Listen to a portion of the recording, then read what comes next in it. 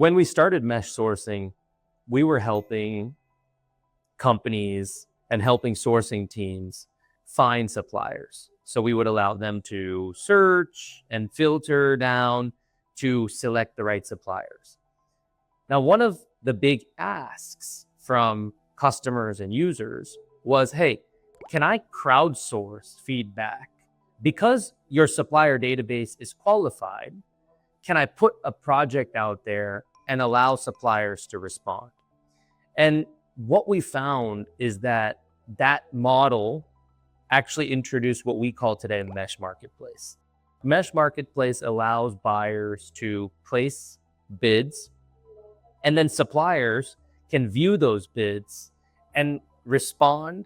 You can block those bids with NDAs, or you can keep them totally open.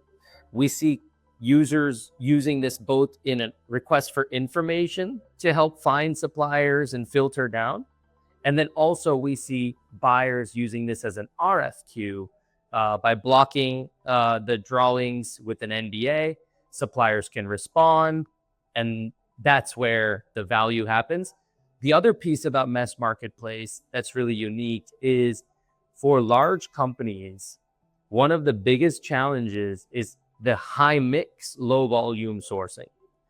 And high mix, low volume sourcing is difficult to source because most of your suppliers don't want to take that low volume project. And so that's where we've been able to find this right mix. Most of the suppliers in mesh sourcing are small, mid-market suppliers, and they love the opportunity to become a tier one approved supplier to a large OEM or a large manufacturing company.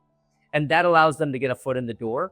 And the buyer wins because they're able to source a very complex and very difficult to source historically project, which is this high mix, low volume type of product lines.